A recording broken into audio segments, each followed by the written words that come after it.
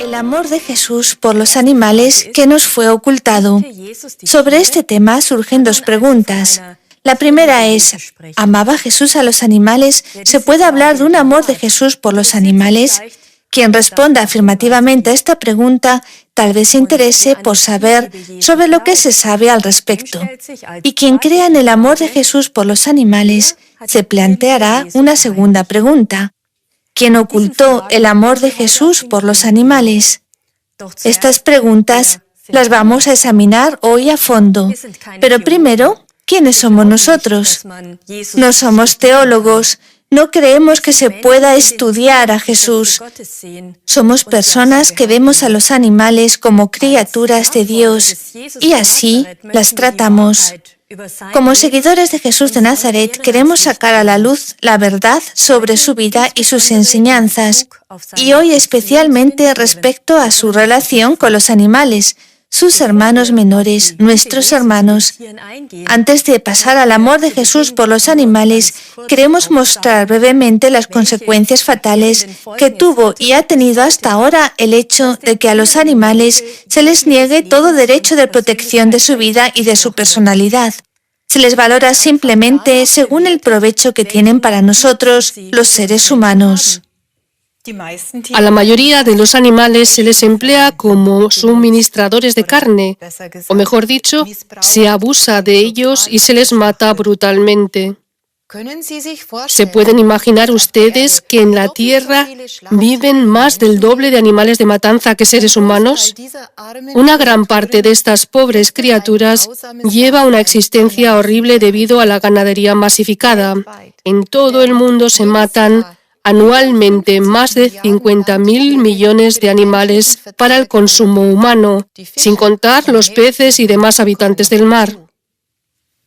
Experimentando con animales, se tortura y mata cada año a millones de animales. Zorros, gatos, bisones y otros animales llamados de pieles finas son torturados para después ser desollados porque el ser humano quiere vestirse de pieles. A los animales del bosque no les va mucho mejor. Se les persigue, se les caza y mata a tiros. Debido a la pesca, los mares están vacíos y el hombre reclama cada vez más espacio vital para sí mismo, por lo que se reduce más y más el lugar de vida de los animales, lo que conduce a la extinción de muchas especies. El ser humano también se sirve de otras especies animales para su diversión. Algunas se exhiben en los circos o en los zoológicos y otras las mantiene como los llamados animales domésticos. A muchos de ellos no se les trata como corresponde a su raza. Se les degrada a ser un perrito faldero o un gato dócil para acariciar, o bien se les mantiene como un reptil fascinante en un terrario o como pájaro enjaulado o como peces en un acuario, hasta que llegan las próximas vacaciones y entonces muchos animales son simplemente abandonados. Esto y mucho más son las crueles consecuencias de haber ocultado el amor de Jesús por los animales. Cuando yo antes escuchaba las palabras animales y Jesús, pensaba en un cuadro de mi niñez que colgaba en casa de mis abuelos. En él se veía a Jesús como al buen pastor en medio de su rebaño, con un corderito en sus brazos. Me encantaba este cuadro de Jesús, y como niña pequeña tenía totalmente claro que Jesús era un amigo de los animales que les protegía. Siendo joven, me acordé otra vez de este cuadro y pensé, si Jesús amaba a los animales y les protegía, así como siempre se le muestra en los cuadros, entonces seguro que Él nunca mató a ninguno. ¿O han visto alguno de ustedes, estimados espectadores, alguna vez un cuadro en que se ve a Jesús con un cuchillo en la mano, dispuesto a degollar a un corderito o a otro animal? Seguro que no. Yo seguí reflexionando. Jesús era para mí un hombre íntegro y correcto que no exigía de sus semejantes lo que él mismo no estaba dispuesto a hacer. Por consiguiente, Jesús nunca habría encargado a una persona matar a un animal para poder comérselo. Con esto, en mi juventud, Me demostré a mí misma que Jesús no comió carne animal, que él entonces era vegetariano. Totalmente lógico, ¿no? De todos modos, no puedo decir que este fuera el motivo por el que dejé de comer carne, porque ya en ese tiempo yo era vegetariana. Desde que trabajo a favor de los animales, he conocido a mucha gente que se asombra y se alegra de que haya cristianos que intervengan a favor de los animales. La mayor parte de los seres humanos no saben nada del amor de Jesús por todas las criaturas, pues en las Biblias tradicionales de la Iglesia se encuentra muy poco sobre el trato de Jesús con los animales. Existe la referencia de que Jesús vivió durante 40 días en el desierto con los animales salvajes. También se sabe que Jesús echó del templo a los comerciantes que vendían animales de sacrificio. Él liberó a los animales y dijo: «Está escrito que mi casa será llamada casa de oración, pero vosotros habéis hecho de ella una cueva de bandidos». Fuera de la Biblia hay otras fuentes antiguas en las que se encuentra más sobre el amor de Jesús a los animales, que se manifestó también por una alimentación sin carne animal.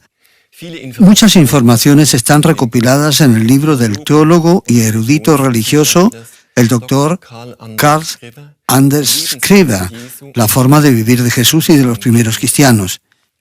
Allí, por ejemplo, Skriver cita las siguientes palabras de Jesús: «Ay de vosotros, que no escucháis cómo el animal golpeado clama al Creador en el cielo y grita suplicando misericordia. 3 veces hay de aquel por el que el animal grita y suplica». ¿Y quién sabe todavía hoy que los primeros seguidores de Jesús eran vegetarianos? También sobre esto ofrece Skriver innumerables referencias. Según un antiguo escrito, Pedro vivía de pan y aceitunas, a lo que de vez en cuando agregaba verdura. El padre de la Iglesia, Clemente de Alejandría, escribe sobre Mateo que éste vivía de comidas de verdura y no tocaba la carne, así como el discípulo Matías, que después de la muerte de Judas fue acogido en el círculo de los 12 apóstoles. También los apóstoles Andreas, Felipe y Tomás, como los evangelistas Marcos y Lucas, eran vegetarianos, según se deduce del testimonio de los escritores del segundo siglo. Jacobo, el hermano carnal de Jesús, primer guía de la comunidad primaria en Jerusalén, también era vegetariano.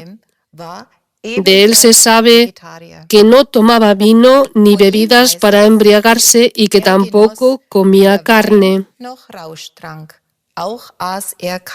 Hasta aquí algunos ejemplos de escritos antiguos que muestran que muchos de los primeros seguidores del Nazareno eran vegetarianos e incluso veganos. Y esta forma de vida amante de los animales tuvo su origen en las enseñanzas de Jesús de Nazaret.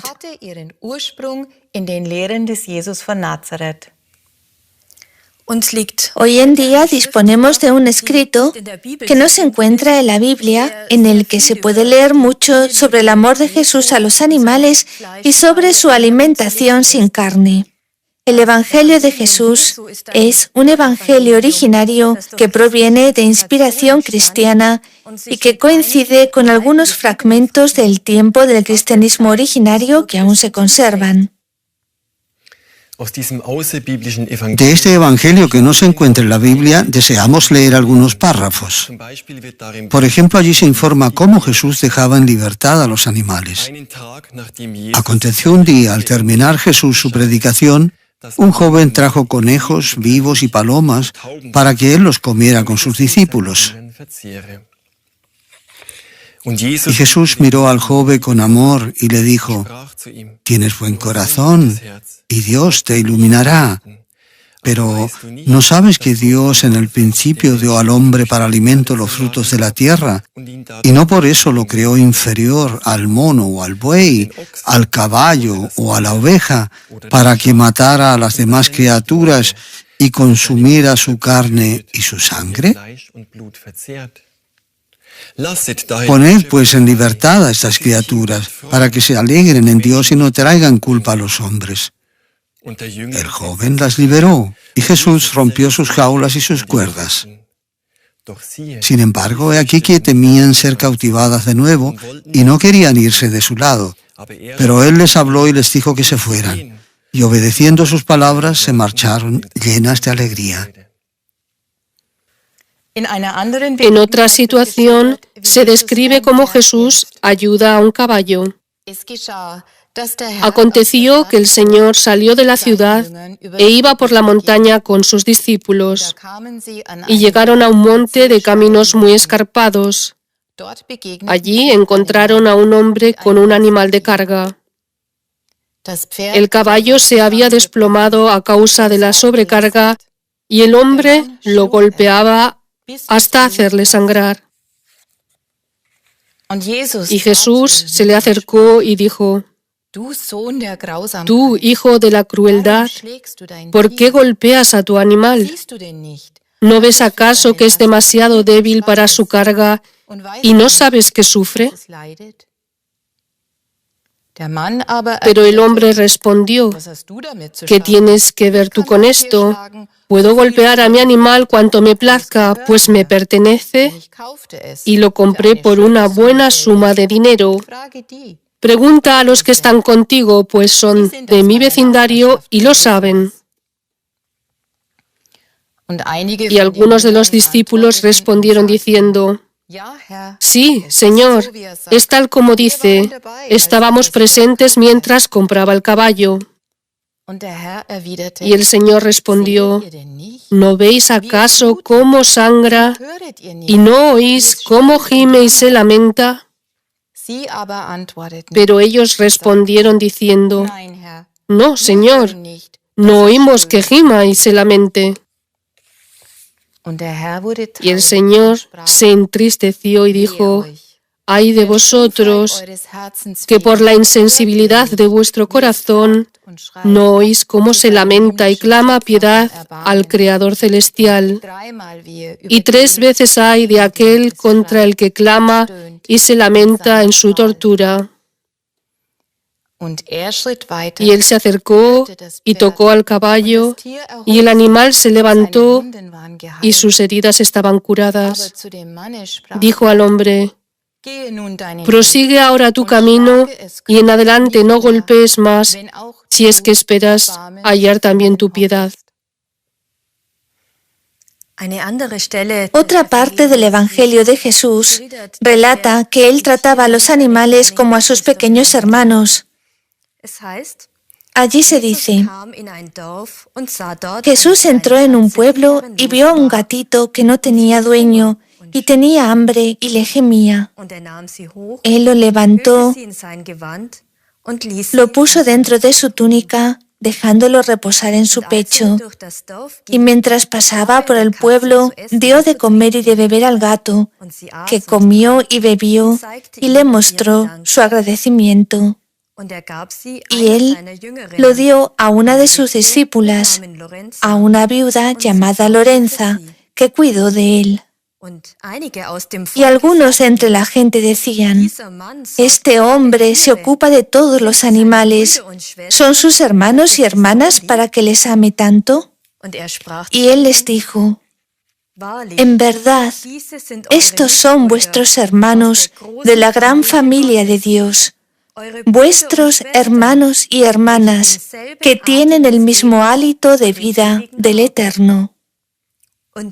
Y quien quiera que se ocupe por uno de los más pequeños de ellos y le dé de comer y beber cuando pase necesidades, me está haciendo esto a mí. Y quien intencionadamente permite que uno de ellos sufra necesidades y no le protege cuando es maltratado, está permitiendo este mal como si me lo hicieran a mí. Pues tal como hayáis hecho en esta vida, así se hará con vosotros en la vida venidera. Estimados espectadores, yo no sé cómo se sienten ustedes, pero cuando hace muchos años escuché por primera vez estos relatos de la vida de Jesús, cómo Él actuaba con los animales, qué amor tan grande les tenía y cómo Él se preocupaba de ellos, me corrían las lágrimas. Fue como una liberación. En mi infancia yo amaba a los animales, pero nunca pude comprender la discrepancia. Por una parte, amar a los animales y al mismo tiempo tener que ser convencida de que es absolutamente necesario comer carne, que para eso están los animales y otros argumentos más.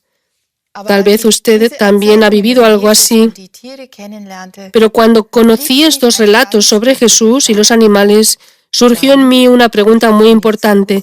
¿Por qué yo no sabía nada de esto? ¿Por qué lo saben relativamente pocas personas? Desde hace siglos se tortura y se mata a los animales. ¿Qué habría sucedido si los seres humanos hubiesen sabido del amor de Jesús a los animales? Y con esto llegamos a la pregunta de ¿por qué no se menciona en la Biblia actual de las iglesias nada de esto?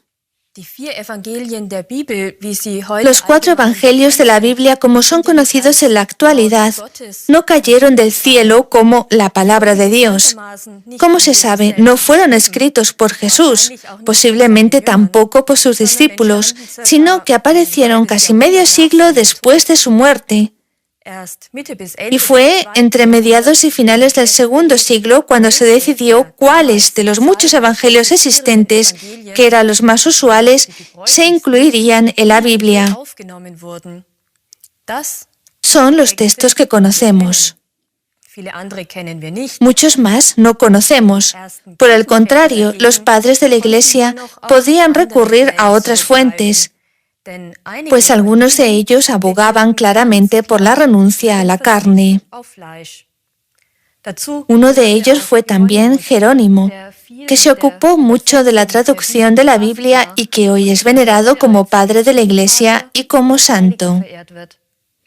Y Jerónimo llega a la conclusión de que el placer por la carne era desconocido hasta el diluvio universal, pero desde el diluvio se nos han embutido las fibras y los jugos pestilentes de la carne animal.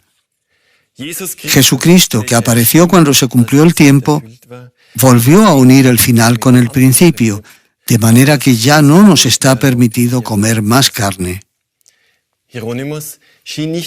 Según parece, San Jerónimo no era solo vegetariano, sino un verdadero amigo de los animales, pues la tradición cuenta que le sacó a un león una espina de una garra, por lo que éste se convirtió en su compañero manso y fiel. Y así como Jerónimo, también otros padres de la Iglesia apoyaron el vegetarianismo. Otro fue, por ejemplo, Juan Crisóstomo, antiguo arzobispo de Constantinopla, que a finales del siglo IV hablaba sobre un grupo de cristianos ejemplares, diciendo, entre ellos no hay ningún derramamiento de sangre, ningún animal es matado ni troceado. Entre ellos no se huele el espantoso olor de la comida de carne. No se oye ningún alboroto ni ruido tumultuoso. Comen solo pan, que se ganan con su trabajo, y agua que les ofrece una fuente pura. Si desean una comida más abundante, se complacen con frutos y en ellos encuentran un placer más grande que ante la mesa de un rey.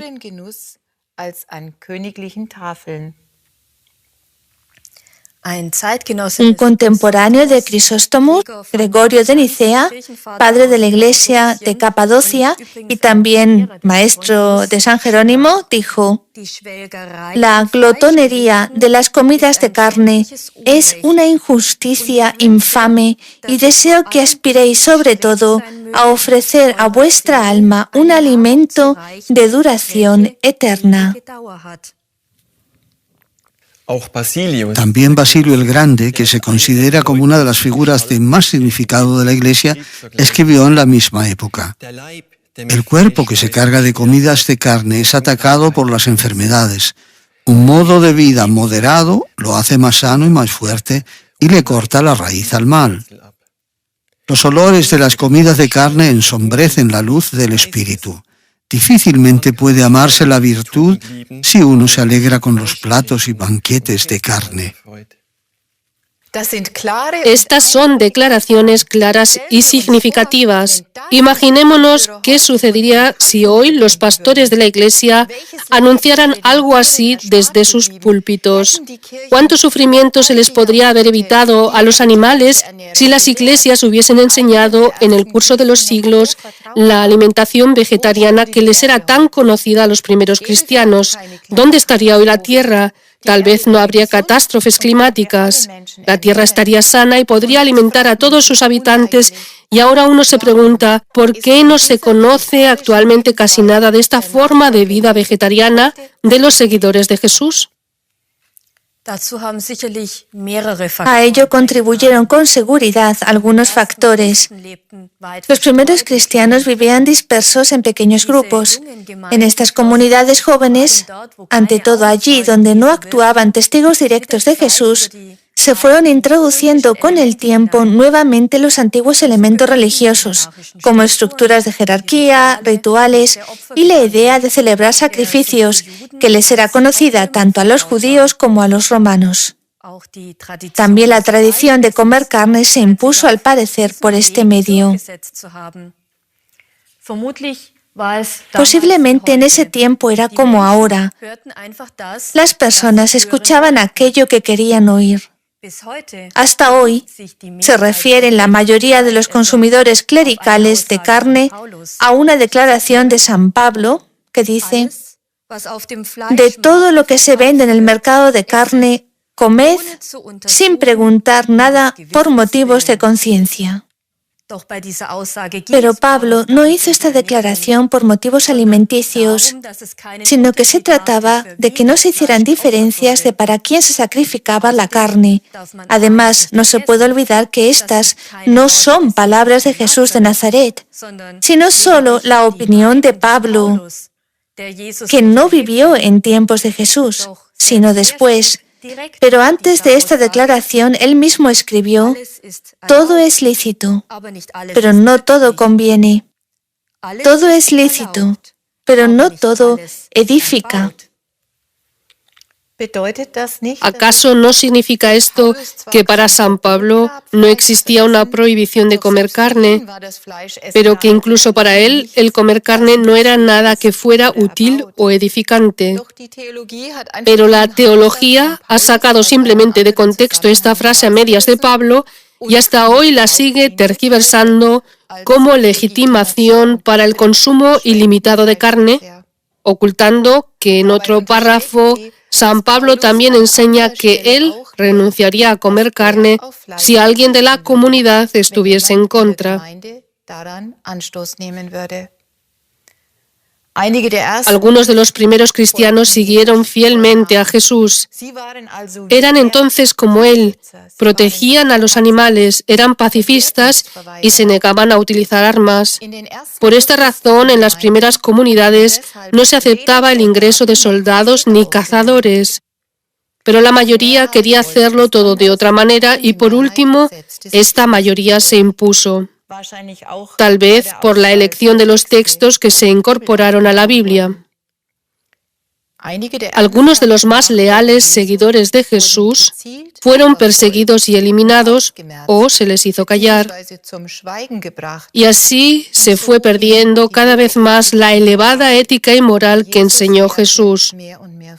Con el curso del tiempo, se formó una religión externa con estructura jerárquica, con rituales y cultos muy ajenos a las ideas originales.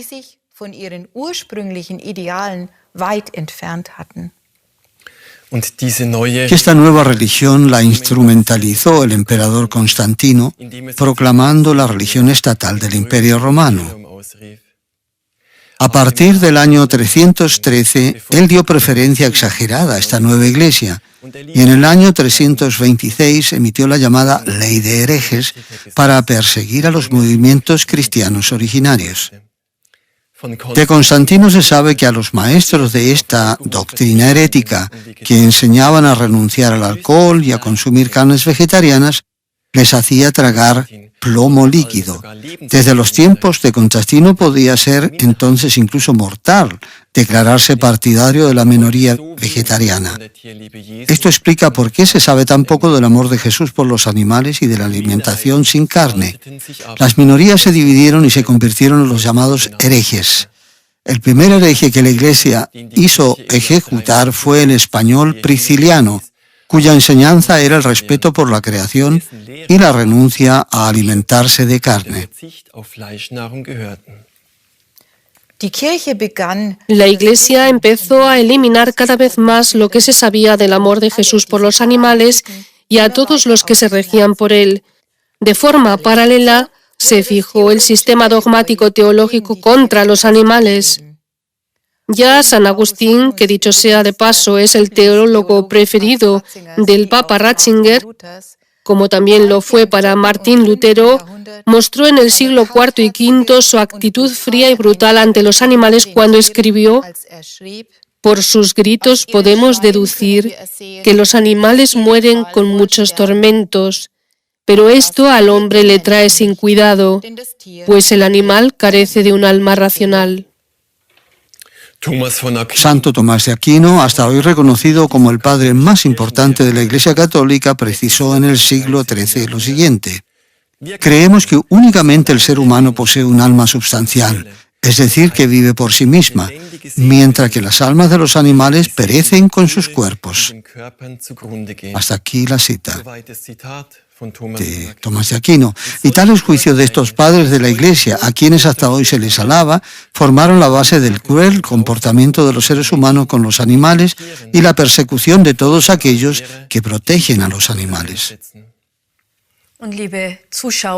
Y aquí, estimados espectadores y oyentes, hay que considerar la palabra persecución de manera totalmente literal. Prisciliano fue solo el primer hereje vegetariano que fue ejecutado. En el Sínodo de Braga, en Portugal, en el año 561, se impuso un anatema a todo aquel que, como Prisciliano, considerase impuras las comidas con carne y renunciase a su consumo. Y dice así: si alguien considera impuras las comidas con carne que Dios ha dado al hombre para su satisfacción y renuncia a ellas, que sea marcado con el anatema. Un anatema papal era una especie de sentencia de muerte, pues el afectado era excluido de la sociedad y perdía todos los derechos, y cualquiera podía matarlo sin ser castigado. Con su anatema, el Papa se refería ante todo a los maniqueos, que eran cristianos originarios, porque ellos declaraban, por ejemplo: como el hombre tiene que comer para poder vivir en la tierra, es mejor consumir alimentos que tienen mayor luz, como los frutos de colores luminosos, melones, calabazas y pepinos. Por el contrario, carne y vino hay que evitarlos estrictamente. Los maniqueos fueron igualmente perseguidos y asesinados como todos los que se atrevieron a poner en práctica la enseñanza de Jesús de Nazaret. En la Edad Media, la Inquisición de la Iglesia hizo por último ahorcar a todos los que se negaban a matar animales. Como prueba de su verdadera fe católica romana, los sospechosos tenían que matar públicamente a un animal. El filósofo conde de Höngsprecht escribe: en una congregación de obispos en Goslar en el año 1051, varios herejes fueron sentenciados a muerte porque se habían negado a matar gallinas, debido a que matar animales iba contra el credo de los cátaros. Aún del siglo XIII se sabe de dos mujeres que en el sur de Francia fueron declaradas culpables y ejecutadas porque se negaron a matar una gallina. ¿Y hoy en día? Es cierto que hoy la Iglesia acepta misas por animales o días eclesiásticos para el hombre y el animal, pero en cuanto al desprecio por los animales que sigue permitiendo el abuso y la matanza de animales, no ha cambiado nada en la Iglesia. Y saben ustedes, estimados amigos, lo que es especialmente macabro, que precisamente los días de las fiestas que se llaman cristianas Navidad y Semana Santa se han convertido en las fiestas de matanza más grandes. Jesús de Nazaret nació entre los animales en el establo de Belén. Ellos le ofrecieron su pesebre y le regalaron su calor, y como agradecimiento, hoy se masacra a los animales en Navidad. En Semana Santa no es diferente. Jesús murió en una terrible crucifixión debido a que la humanidad no lo aceptó a él ni a su enseñanza revolucionaria. Él murió casi al mismo tiempo que los corderos inocentes que fueron sacrificados para la fiesta de Pascua de ese tiempo. ¿Y hoy? Hasta ahora sacrifican los cristianos de Iglesia a innumerables animales inocentes para satisfacer su paladar. Esto es un abuso evidente del nombre de Jesús, del Cristo, que amaba a los animales y los defendía. Pero, ¿quién sabe de esto? Y justamente ahí está el problema. El conocimiento del amor de Jesús por los animales ha sido ocultado al ser humano durante siglos. Un católico tiene que someterse al Papa en el Vaticano, donde tienen una granja propia y una carnicería papal para abastecer al Papa Ratzinger de carne y salchichas. Parece que más de alguna iglesia está orientada aún hoy en día al culto antiguo del sacrificio animal. En la fiesta de artesanos en el terreno de obras de la catedral de Hildesheim, o sea, en medio de la catedral, se volteaba en el asador, como decía orgulloso el obispado, un cochinillo en su propio jugo.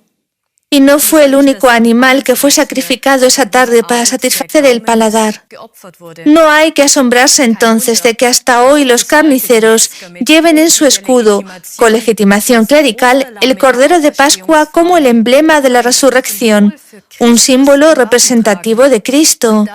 Y eso es nuevamente una burla a Jesús de Nazaret, que amaba a los animales. Pero no es solo la Iglesia Católica. Sacerdotes y pastores de ambas confesiones bendicen en las misas de San Humberto a los cazadores, a la caza y a los animales asesinados. No basta con que la Iglesia bendiga el terror y la guerra contra los animales, sino que no es raro que también sacerdotes y pastores sean al mismo tiempo cazadores. Incluso en la inauguración de centros de experimentación animal dan los sacerdotes su bendición. Sirviendo al dios del dinero, la Iglesia evangélica vendió, por ejemplo, en Hannover un terreno clerical a un consorcio farmacéutico que levantó allí un centro de investigación para llevar a cabo también experimentos con animales. Y el ideólogo en experimentación animal, profesor doctor en medicina Wolf-Joachim Singer, conocido por sus ensayos con monos, fue incluso nombrado por el Papa Ratzinger a finales del año 2011 consultor del Consejo Cultural Papal. Esto puede ser por la falta de cultura papal, pero no tiene nada que ver con la elevada ética y moral de la fina cultura de Jesús de Nazaret. En las tesis de la Iglesia está determinado hasta hoy el menosprecio por los animales. Las formulaciones de desprecio por la vida publicadas en el Catecismo Católico de 1992, en gran parte redactado también por el antiguo cardenal Ratzinger y actual Papa, son considerables. Según él, los animales están bajo el dominio del hombre, por eso uno se puede servir de ellos para alimentarse y para la fabricación de vestimenta. También ensayos medicinales y científicos son moralmente admisibles en un margen limitado, según enseña la Iglesia Vaticana. La Iglesia luterana demostró en el año 1991 su actitud hostil ante los animales en una intervención en la discusión del Comité Científico Asesor de los encargados de asuntos medioambientales del Consejo de la Iglesia Protestante en Alemania, bajo el tema sobre la responsabilidad del hombre ante el animal como criatura. Ahí se lee: de dignidad intransferible y del ilimitado derecho a la vida de cada individuo se puede hablar solo para el hombre. Los carniceros, los cazadores y los que crían animales en gran escala reciben de la Iglesia luterana su bendición. En esta declaración se continúa diciendo, y cito, «Si los hombres viven de la matanza de la vida animal, entonces esto es, dicho en lenguaje teológico, un signo del mundo caído. Pero en sí no es una carga ni una culpa individual de la conciencia». Con estas declaraciones queda claro que las iglesias están hasta hoy día en contra de los animales. Ellas son las responsables de que se haya ocultado el amor de Jesús por los animales. No sirve de nada si los representantes clericales dicen bonitas palabras en los medios, como por ejemplo, se debería preservar la creación, o es que se nos ha pasado tal vez por alto la información de que las autoridades eclesiásticas exigen que se ponga término de inmediato a la cría masiva de animales y que poco a poco se deje de comer carne. ¿Dónde se ha publicado la noticia de que ahora todos los sacerdotes se están volviendo poco a poco vegetarianos? ¿Dónde se ha hecho un llamamiento a la industria para renunciar de la investigación con animales? ¿Dónde se ha apelado a los cazadores a rendir sus armas y dejar con vida a los animales en el bosque y en el campo? Hasta ahora yo no he escuchado nada. Hoy hemos citado algunas fuentes históricas que dan pruebas de que Jesús amaba a los animales y era vegetariano. Pero en nuestros tiempos ya no estamos supeditados a tales reconocimientos científicos. A través de una fuente muy diferente, hoy en día podemos saber cómo vivió realmente Jesús de Nazaret y lo que él tenía y tiene que decirnos a los seres humanos. Es la fuente de la sabiduría divina que brota a través de Gabriele, la profeta y enviada de Dios para nuestra época. A través de ella se está manifestando el mundo espiritual desde hace más de 38 años. En todo este tiempo se han publicado también un gran número de libros y folletos provenientes de la sabiduría divina. Por ejemplo, Los animales claman, el profeta denuncia y El asesinato de los animales es la muerte de los hombres, ambos traducidos a 14 idiomas y divulgados cientos de miles de veces. La obra central en la que hoy en día podemos leer sobre el significado de la vida de Jesús en una dimensión hasta ahora desconocida es la gran manifestación de Cristo, esta es mi palabra. Es una obra que va mucho más allá del contenido de la Biblia. Basándose en el Evangelio de Jesús, del cual hemos leído justamente hoy algunos párrafos en este programa, manifestó Cristo algunos detalles de su vida a través de Gabriele. En esta obra de manifestaciones se hace también claro que Cristo no vino solo por nosotros los seres humanos, sino también para liberar a los animales de sus sufrimientos. Deseo leer ahora dos extractos que demuestran esto claramente. En Jesús de Nazaret hablé a muchos hombres acerca de la ley de la vida, así también acerca de los animales, los cuales, parecidamente a los hombres, sienten dolor, sufrimiento y alegría. De la misma manera que el hombre no debe estar en contra, sino a favor de su prójimo, también debe estar a favor de los animales y asumir responsabilidad para con ellos, pues ellos sirven al hombre. Una y otra vez enseñé a los hombres que también los animales son criaturas de Dios y que el hombre no debe abusar de ellos, sino que amarlos. En otro lugar de esta manifestación de Cristo, dice: muchos animales acogen las vibraciones de los hombres y se comportan de una forma similar a ellos. Si el hombre cambia y vive según la ley divina, también los animales volverán a ser confiados y serán amigos del ser humano. Estimados amigos, Jesús de Nazaret amaba a los animales y enseñó a los seres humanos a practicar la regla de oro también con los animales. Lo que no quieras que te hagan a ti, no se lo hagas tú tampoco a nadie, tampoco a ningún animal y a ninguna planta.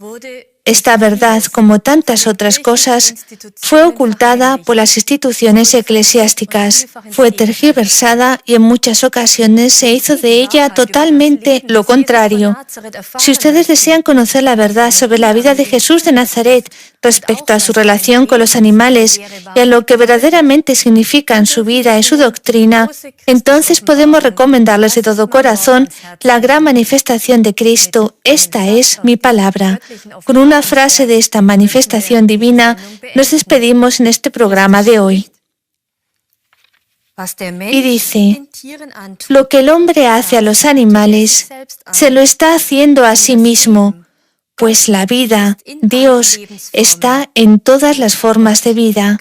Dios no dio a los hombres el derecho de ponerse por encima del animal, les dio el mandamiento de amar la vida, sea cual sea la forma en que se manifieste. Con estos pensamientos, estimados oyentes, estimados espectadores, nos despedimos de todos ustedes. Un cordial saludo en Dios. Hasta otra.